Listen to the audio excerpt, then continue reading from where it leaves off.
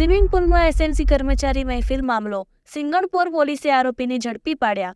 પોલીસે 5 ઇસમોને ઝડપી પાડ્યા. બધા એસએનસીના ઇન્સ્ટ્રક્ટર છે. પોલીસે પંકજભાઈ ગાંધી, તેજસ ખલાસી, પિનેશ સરંગ, અજયભાઈ સેલર અને સંજયભાઈ ભગવાગરની ધરપકડ કરી. પ્રવીણ પટેલ સ્વિમિંગ શીખવા આવનાર અને દારૂની બોટલ લાવનાર તથા લઈ જનાર ઇસમ ફરાર.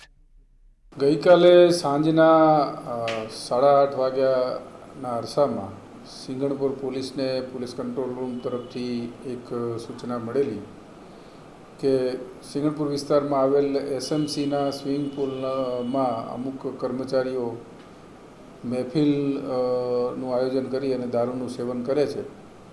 જે મળેલ બાતમી ખરેખર તો આ બાબતે કોઈ મીડિયાના કર્મચારી તરીકે ઓળખ આપનાર વ્યક્તિએ પોતે આ જગ્યાએ આ લોકોને કર્મચારીઓને મહેફિલ માણતા વિડીયો રેકોર્ડિંગ કરેલું અને વિડીયો જે છે એ સોશિયલ મીડિયામાં વાયરલ કરેલો અને વાયરલ વિડીયોમાં પણ એ બોલતા સંભળાય છે અને સ્થાનિક કોર્પોરેટર નરેન્દ્રભાઈને બોલાવે છે. નરેન્દ્રભાઈએ જ આ કંટ્રોલ રૂમમાં ફોન કરેલાની હકીકત તપાસ દરમિયાન જાણવા મળેલ છે.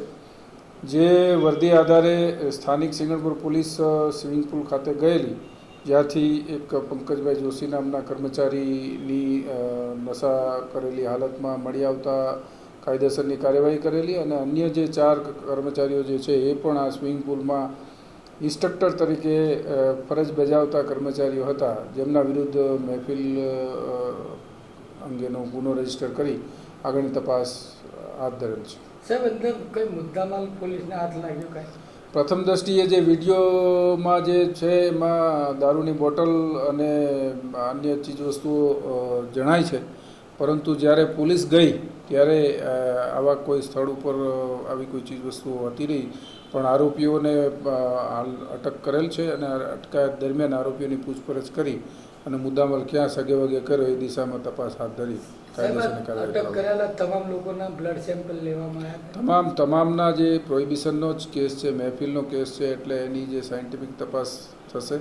તમામના બ્લડ સેમ્પલ લેવા કમ્પલસરી છે અને 48 અવર્સ સુધી જો કોઈ પણ વ્યક્તિએ દારૂ પીધો હોય તો એના શરીરમાં બ્લડમાં આલ્કોહોલ આવવાના પૂરેપૂરા શક્યતા રહેલી હોય છે. એટલે એ દિશામાં પણ વ્યવસ્થિત તપાસ કરવામાં આવશે. સાહેબ, ખાસ કરીને સરકારી દફતરોમાં આ રીતે જાહેરમાં દારૂ પીવો કેટલું યોગ્ય?